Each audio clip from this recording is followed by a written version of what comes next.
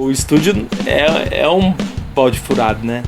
Não adianta, assim, porque, cara, ninguém... Uma vez, assim, quando a gente tava fazendo essa transição pra ir pro estúdio maior, veio um amigo nosso que é músico também e trouxe o pai dele que era investidor. Aí o pai dele começou a fazer conta do que a gente tinha, de quanto rendia. Ele olhou pra minha cara e falou: como que vocês têm uma empresa há mais de 15 anos que não dá lucro?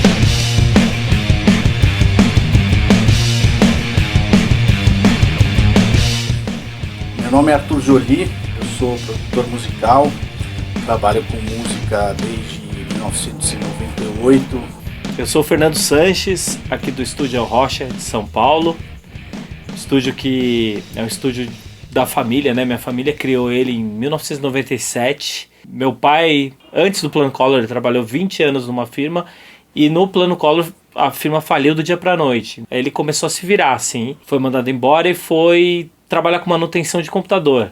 E foi a primeira vez, assim, que as pessoas começaram a ter computador em casa, uma coisa mais popular, ou no escritório, né? Começou a fazer parte da vida das pessoas os computadores, então ninguém sabia porra nenhuma de nada. E ele fazia de tudo, assim, pra colocar coisa pra funcionar. Ia pro Paraguai pra buscar peça.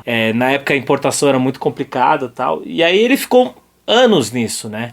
Eu sempre tive home studio e a vontade de conseguir trabalhar sozinho nas coisas, e isso me impulsionou muito a me virar, não só musicalmente, como tocando os instrumentos, mas com relação ao equipamento, saber gravar, saber como as coisas funcionam. E minha vida acabou tomando rumos que me trouxeram para lugares inusitados e que hoje me transformaram num engenheiro de masterização especializado em corte de vinil e engenheiro de eletrônica especializado em sintetizadores analógicos. Na época eu tocava em 3 bandas, meu irmão mais novo tocava em mais 3 e o mais velho em mais 2. E aí a gente passava o final de semana inteiro ensaiando em outros estúdios. E tinha um equipamento já em casa. Porque como meu pai era muito bom de manutenção, teve casos assim, por exemplo, uma marca que era muito forte nos anos 90, que era a Ensoniq. Primeira leva de importação legal que teve pro Brasil. Começaram a importar esse teclado, era caríssimo, assim, sei lá, o preço de um carro, assim. E todos davam o mesmo problema. Aí meu pai abriu uns assim e descobriu qual era o problema e começou a fazer manutenção. Aí na época ele mandou o esquema, falou: olha, pra fábrica, por carta, né? Era carta. Falou: olha, eu tô fazendo essa alteração e tá dando certo. Aí os caras da Ensoniq falaram: nossa, descobriu um problema crônico do equipamento. A gente vai mudar o projeto e você vai ser autorizada da Ensoniq.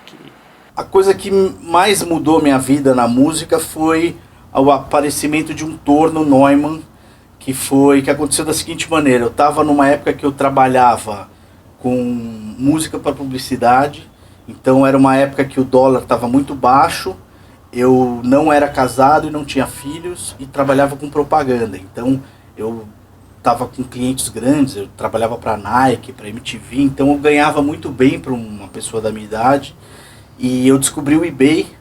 E o dólar era baixo e a Receita Federal não sabia da existência de equipamento velho, ou não ligava para isso. Então, durante uns 2 anos, eu importava muito sintetizador antigo. Então, eu comprava Moog, Arp, Korg, Holland, como se eu estivesse comprando camiseta na 25 de março. Então, eu transformei meu estúdio em 2 anos numa loja vintage japonesa, sabe? Eu tinha muita coisa, era bizarramente esquisito o meu estúdio, assim. As pessoas não entendiam o porquê que eu tinha tanto órgão velho, sintetizador, bateria eletrônica, eco de fita, eu tinha dezenas, assim. E isso era incrível pra mim, eu achava aquilo fantástico. Muitos deles nem funcionavam direito. Isso até era estranho, porque eu queria gravar e quando eu descia pra gravar, às vezes eu passava mais tempo tentando fazer funcionar um negócio do que gravando, mas enfim, foi uma tara minha momentânea. Um dia eu estava com meu filho recém-nascido e me ligaram perguntando se eu conhecia alguém que podia ajudar com uma máquina de fazer vinil. O cara me ligou e falou: você trabalha com master e solda, né? Eu vi que você faz uns sintetizadores, eu já tinha começado a fazer um ou outro RecoSynth. E aí esse cara falou que tinha essa máquina, e eu falei: pô, só tinha ouvido falar de uma máquina que era do DJ Xerxes, que era uma máquina que nos anos 2000, por causa do drum and bass, a Red Bull, junto com o Xerxes, tentou ressuscitar uma máquina dessas. E eu falei, eu só ouvi falar de uma máquina que era a máquina de double plate do Xerxes. Ele falou, é essa mesmo, eu comprei. Isso foi o que? Em 2013. Aí o Nigas me ligou e falou, pô, vem aqui ver. E aí quando eu cheguei, eu não sabia do que se tratava. Eu imaginei que era uma maquininha assim, que você colocava em cima da toca-disco. Quando eu vi que era uma coisa, era uma escultura escrito Neumann, assim. Eu falei, meu Deus, cara, isso aí é uma obra de arte e não pode ficar parada, a gente tem que arrumar isso aí. E aí, a partir desse dia, deu um negócio na minha vida que eu falei, isso aí tem que ser minha missão de vida, eu tenho que ajudar a restaurar. E o Nigas, ele se abriu para isso, ele falou, você precisa me ajudar. E aí eu entrei nessas, aí eu falei, bom, eu vou entrar com tudo. E aí eu comecei a contactar pessoas do exterior, comecei a comprar coisas, comprar agulha de diamante, comprar material. Achei os caras dos Estados Unidos, que é um estúdio chamado Welcome to 1979, que é um estúdio que um cara que chama Chris Mara, que faz as Mara Machines, que ele pega um monte de gravador de fita MCI e transforma em novos, assim.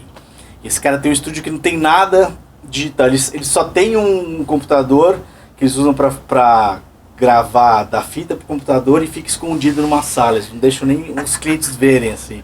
A coisa mais nova é que tem um micro-ondas na cozinha, daqueles de madeirinha ainda, sabe? Que é os primeiros, os caras são super, e o estúdio é maravilhoso e lá tem uma sala de corte, e aí eu vi que eles tinham um tape camp, que era um curso de gravação em fita, aí eu falei, pô, será que eu poderia fazer durante o tape camp um curso de vinil e tal, porque eu tenho um torno, preciso reformar, e aí o cara me recebeu lá, eu aprendi a cortar, voltei, e aí fiquei 2-3 anos atrás de peça, entendendo como é que abri a Vinyl Lab, que era junto com o Nigas, para cortar dubplate, juntar grana, a gente cortava mono, né?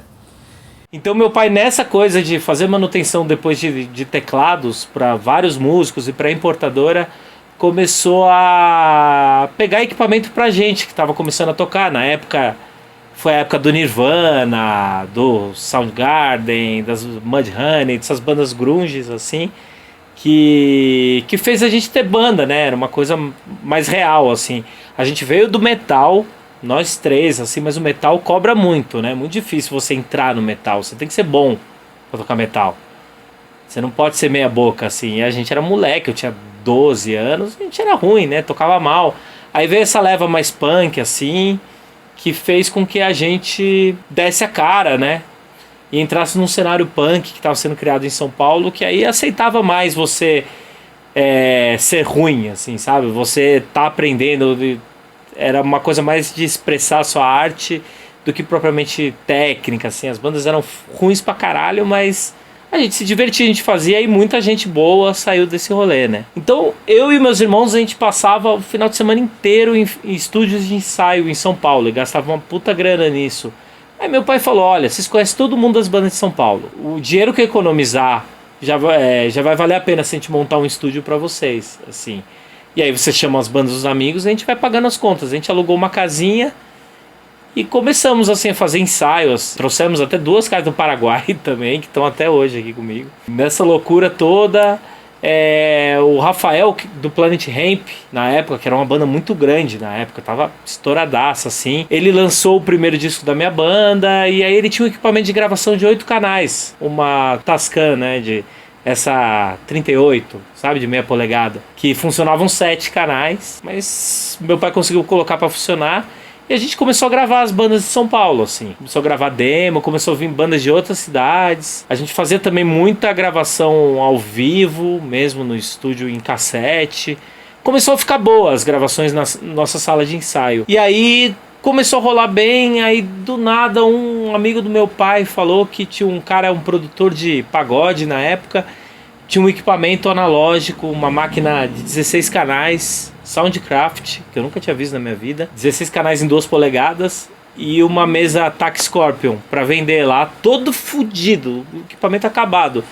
Mas como meu pai manjava bem de manutenção, ele botou aquilo ali para funcionar e a gente começou a gravar disco nessa, começou a ficar legal. Porque como a gente fazia parte, né, dessa cena punk, alternativa de São Paulo, ficava muito mais fácil para a molecada dar referência e tal, porque estúdio aqui em São Paulo basicamente era ou estúdio grande que ninguém tinha dinheiro para pagar, ou era estúdio de crente, ou tinha um ou outro estúdio de metal, assim, que já era um pessoal que sabia gravar rock, mas era um pouco difícil quando você era uma banda começando, uma banda com uma linguagem mais punk, assim, né? E aí a gente acabou sendo, acho que o primeiro estúdio especializado em música alternativa em São Paulo. Que aí, modéstia à parte, encorajou uma galera a montar estúdio aqui em São Paulo. Muita gente, assim, fala assim, pô, a gente viu que o negócio de vocês começou a andar e começou a ter um resultado legal e começaram a montar estúdio aqui em São Paulo, né? E aí foi, cara, foi uma peregrinação de anos e pra bancar tudo isso, eu ia vendendo sintetizadores. Então fui vendendo um por um. Criei um grupo no Facebook chamado Analógicos Compra e Vendas de Instrumentos. E aí toda semana o Jolie metia um instrumento e eu metia pelo preço sem imposto, porque nessa hora a Receita já tinha descoberto, então já tinha 60% de imposto. E eu colocava o preço sem o imposto, então vendia muito rápido, cara. Eu colocava lá o Moog pelo preço do eBay, os caras compravam em uma semana, e eu vendia, já comprava agulha, material, acetato e tal. Isso durou muitos anos, fui pra Suíça comprar peça, conheci o Flo Kaufmann, que é um puta louco, que é o único cara atual do mundo que cria novas tecnologias pra vinil. E aí foi, cara, minha vida virou de ponta cabeça em torno do vinil. De 2013 até o ano passado, que eu de fato comecei a fazer matriz no meu estúdio, virei o único estúdio de master que poderia fazer de fato matriz. E aí descobri que por conta do acetato ser inviável de importar, porque eu pagava mais de 100% de imposto, juntando shipping e tudo mais, era uma coisa que não dava para fazer. Só quem tem condição de fazer é uma fábrica mesmo, aqui no Brasil. Tipo, enquanto na Europa, nos Estados Unidos, o cara pode ter um estúdio de master, porque ele compra o acetato e não paga o absurdo Então aí eu vendi o torno para um cara que ficou um puta amigo meu, que é o Richard Rotten lá de Los Angeles. E aí, nessa mesma época, eu virei o cortador da Vinil Brasil. Então hoje eu aprendi, tenho know-how, posso utilizar meu aprendizado, mas não preciso ter o trambolho lá. E ao mesmo tempo o torno que eu reconstruí, funcionou, acabou ficando com um amigão meu. Então volta e meia eu vou lá visitar, vejo lá o tornão e tal. Então ficou em casa de uma certa forma. Então essa, assim, das histórias, eu acho que foi essa história mais louca da minha vida, assim, que eu nunca vou esquecer. Que foi restaurar uma máquina de 1960.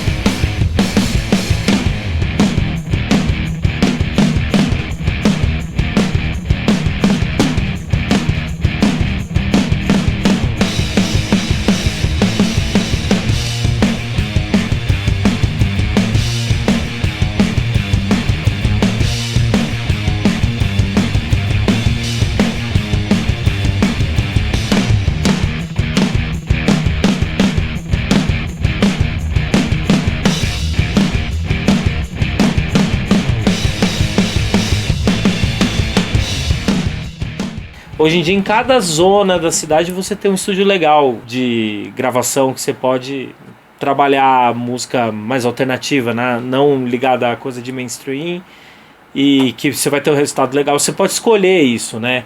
Acho que a gente foi um dos primeiros estúdios assim que teve uma coisa meio...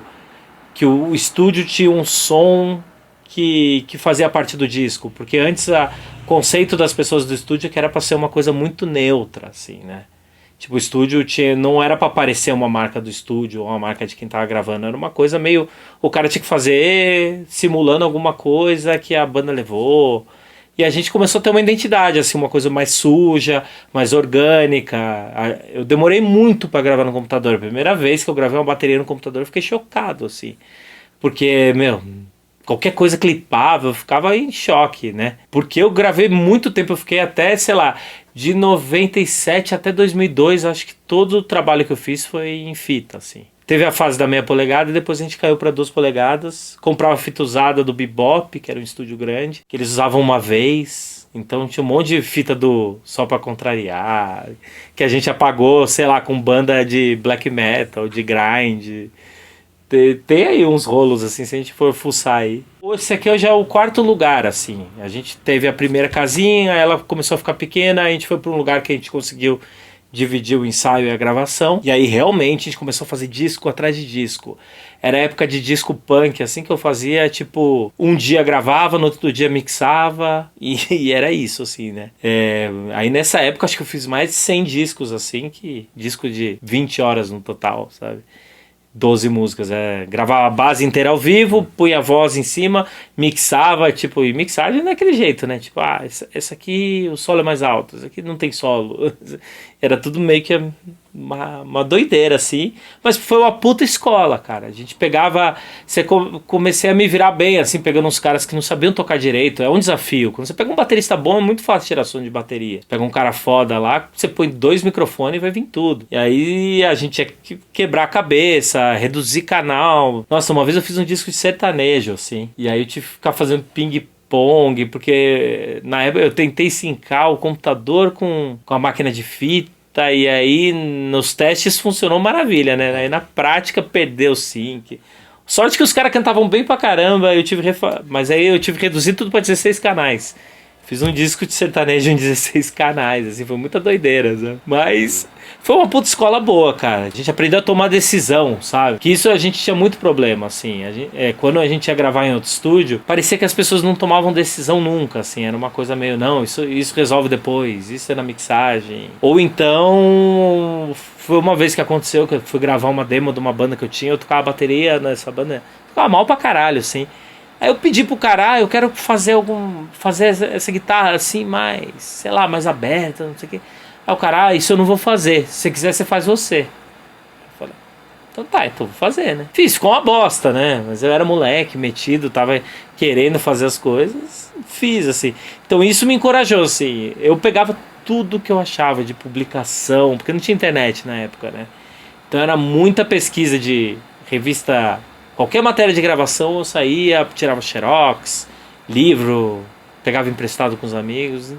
E aí nessa, assim, tanto que eu não tenho formação teórica nenhuma de gravação, assim. Hoje em dia eu estudo muito por conta própria, hoje em dia tem muito material e tal. Mas eu fui aprender gravando a banda dos meus amigos, fudendo os meus discos, os discos dos outros. Até uma hora começou a ficar mais legal, assim, comecei a ficar mais feliz com o resultado, mas o pessoal saía feliz, sabe? Acho que a experiência era legal também. Meu dia se divide em fazer masterização e cortar discos de vinil na fábrica aqui de São Paulo, que é a Vinil Brasil, e à tarde eu soldo meus sintetizadores, que são os Recosynths. E aí eu tenho também meus trabalhos artísticos, que são meus discos, onde eu utilizo esses sintetizadores que eu construo e utilizo os equipamentos que eu sou fã, que são as coisas antigas, né, os clássicos, que acabo comprando, usando e vendendo, como, por exemplo, Space Echo, equipamentos como esse órgão velho. Sim, equipamento é uma coisa que eu sou viciado e amo, e principalmente as coisas antigas, assim. Quanto mais velho e raro e esquisito, mais isso me fascina. Pô, acabei gravando de tudo, assim, desde as bandas de grind, Araucana, Parental Advisory, Life's a Lie, aí até depois, assim, sei lá, Ivete Sangalo, gravei Titãs, Pitty, mas continua, assim, esse 4º lugar, que é o lugar que a gente tá aqui, foi meio que uma ideia minha de, tipo, porque eu cheguei a ter um estúdio muito grande, cara, mas trabalhar com banda grande é muito chato. É um bagulho meio pentelho, assim, sabe? Tem uma parte legal, que você tem mais tempo pra fazer as coisas tudo. Mas, putz, tem umas coisas bem chatas. Vem produção, vem gente pra caralho, que não tá fazendo porra nenhuma. Então, aqui foi uma ideia de eu ter um espaço maior do que eu tinha na minha primeira casa, que que eu dividia a gravação e o ensaio, mas ao mesmo tempo ter uma parada que eu pudesse trazer os meus clientes antigos, que eu perdi muito. Perdi não, mas ficava um pouco. Ficou mais difícil pro pessoal vir gravar, porque meus custos eram muito altos, eu não conseguia fechar um preço legal. Porque, puta, cada dia menos banda rende grana, né? Tipo, hoje em dia nem o CD o cara tem mais pra vender, né? Tem que entender a realidade do cliente também. Então, esse foi um processo, assim, da gente continuar fazendo os discos com um som legal, com uma liberdade boa, mas reduzir os custos para poder facilitar um pouco pro cliente também. Voltar a fazer bastante banda de rock, que tá começando.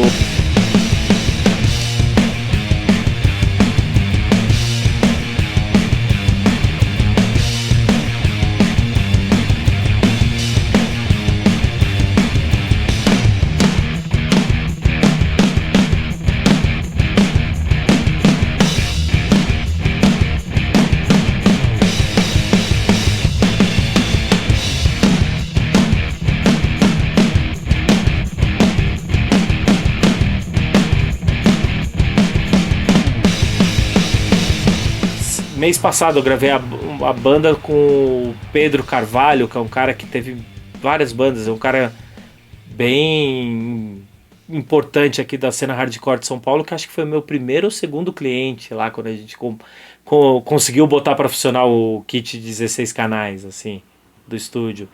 Que era um kit da Gravodisc, depois a gente foi ver, que é um estúdio muito antigo, que depois a gente foi descobrir que gravou Cólera, gravou uma galera lá, e que aquele gravador nunca funcionou direito. Parece que era uma máquina inglesa e ela tinha alguma coisa que, eu não manjo de eletrônica, mas que ela funcionava bem na ciclagem inglesa, que é 50 Hz.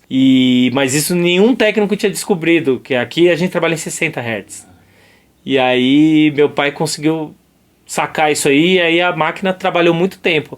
Ela pegou fogo uma vez que teve um pico de energia lá, que a casa ainda era bem adaptada, aí teve um pico de energia lá na casa, a gente perdeu ela, o painel pegou fogo no meio da sessão, assim, com os meninos, foi uma doideira. Pô, foi uma tristeza perder essa máquina, que ela tinha um puta som.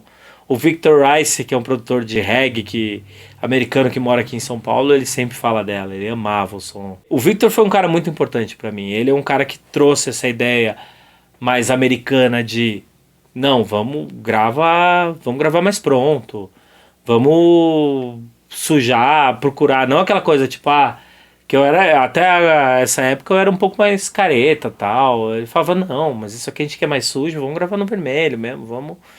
Ele foi um cara que me encorajou muito, assim, a fazer as coisas, sabe? Foi um cara muito importante pra minha formação, eu sempre falo isso, assim. Abriu outro, trouxe equipamentos diferentes que eu não tinha acesso. Como ele era americano, ele conseguia trazer, e aí ele deixava comigo. Press, API, compressor LA2A, 176, todas essas coisas que eu nunca tinha mexido, assim. Aí o Vitor trouxe e deixava comigo, assim.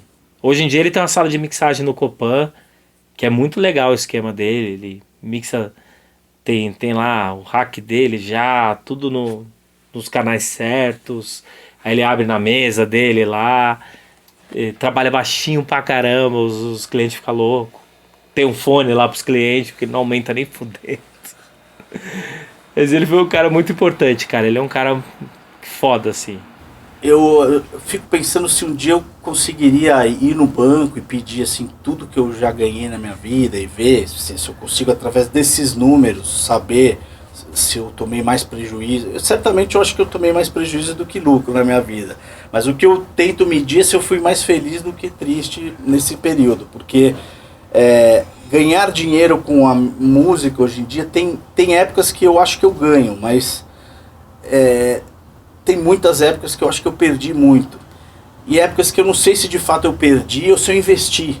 Porque se eu pegar essa história do vinil, se eu olhar de uma forma pessimista, eu perdi muito dinheiro. Mas se eu olhar de uma forma otimista, eu investi numa faculdade que pode me lucrar pro resto da vida. Eu posso estar com 80 anos cortando vinil e ganhando um salário que uma pessoa investiria em uma faculdade, sabe? Na mudança, eu tenho 2 reverbs de placa ali, que são gigantescos, pesa 500 quilos, não pode tombar no transporte. E aí eu chamei os caras pra transportar, né? E aí os caras carregando aquela porra lá, meu, xingando pra caralho, falando, mano, mas como, não pode tombar, não sei o que, como que vai entrar, não sei o que lá. Aí o cara, no final lá, colocou no lugar e falou, cara, mas pra que serve isso? Eu falei pra ele, olha, se eu te mostrar pra que serve, você vai me bater. Aí o cara, puta, não acredito, não sei o que. Ele falou, você tem meu telefone, né? Eu falei, não, tenho, qualquer coisa eu te dou um toque ali. Faz um favor pra mim, apaga. E a última que eu fiz, nessa mudança eu fiz a burrice de quando eu mudei pra cá. Tinha um portão aqui grande, só que na mudança eu fui construindo estúdio e esqueci que tinha umas coisas que não passavam na porta. Passava no portão que tinha, que aqui era uma garagem, mas não passava na porta. Eu tinha 2 máquinas Studer, A80. Elas não entravam aqui de jeito nenhum. Eu levei pra minha casa lá embaixo. E aí eu consegui achar um comprador. Só que a transportadora era um absurdo pra levar. E eu não queria vender pra quem falasse pra mim, não, eu vou pegar e vou botar pra funcionar, porque eu sei que aquilo lá ia ser uma encrenca. Eu queria vender pra alguém que já tem uma, pro cara manter a dele funcionando, sabe? Tinha muita peça boa, mas tinha muita coisa pra fazer. E aí eu consegui achar um cara em Florianópolis. E eu não conseguia mandar por transportadora, que o preço ia ser um absurdo. As 2 juntas estavam dando 550 quilos. E nenhum carro entrava aquela porra. Aí eu falei, quer saber, cara? Eu vou alugar uma Kombi e vou levar pro cara. Fui até Florianópolis de Kombi. Eu e minha mulher. Meu, a Kombi com 550 quilos atrás, assim. O negócio não breca. É um absurdo aquilo ali. Levei pro cara, eu entreguei pra um cara na Universidade Federal de Santa Catarina, um tiozinho tarado por máquina de fita. Melhor coisa que eu fiz, eu fiquei feliz pra caramba pra quem que eu entreguei. E o cara falou, não, a gente vai montar uma aqui dessas 2. Eu tinha uma de 16 canais e uma de 24 canais. Aí eu falei, acho que das 2 você monta uma. Ele falou, não, vou montar uma. O tiozinho tava super feliz. E aí eu falei, tem 2 headblock aí, foda, né? Porque só o headblock era o preço que eu vendia as máquinas. Mas e-mailei o transporte com o cara, assim. Mas fui de Kombi, até lá. Então eu acho que eu criei uma maneira autodidata de criar um curso para mim mesmo. Um curso que geralmente é criado por uma universidade de medicina. Eu criei o meu próprio curso para uma profissão que é meio única, sabe? Então acho que na música é meio assim. Tem os cursos para produção musical, tem o curso para dono de estilo, mas assim, tem especialidades na música que às vezes você não consegue através só de um curso, assim, né? Então acho que mesmo, sei lá, como é que você vai ter um curso para ser um guitarrista específico de uma banda?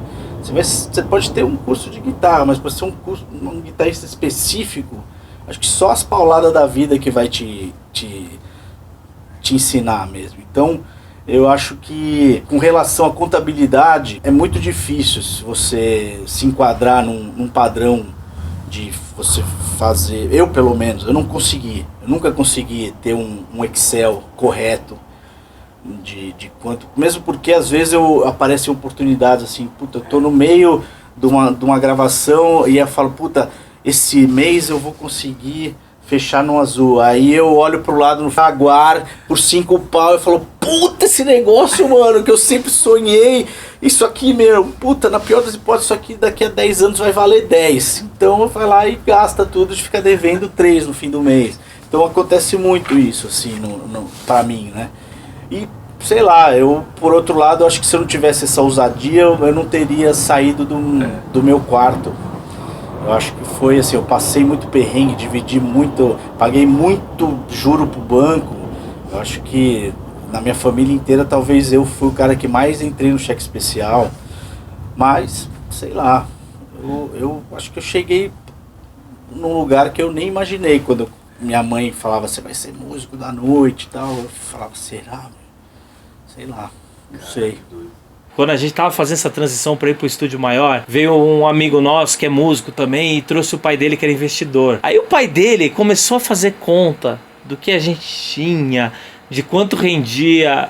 Ele olhou pra minha cara e falou, como que vocês têm uma empresa há mais de 15 anos que não dá lucro? Aí a gente falou, assim que funciona, cara. Tipo, a gente gosta do que faz, Ele falou, não, porque isso aqui que vocês têm, isso na época era o que? Era 2012. Isso aqui tinha que estar rendendo 50 mil reais por mês para valer a pena o investimento, não sei o que. Eu falei, nossa, isso aí nunca vai render 50 mil reais.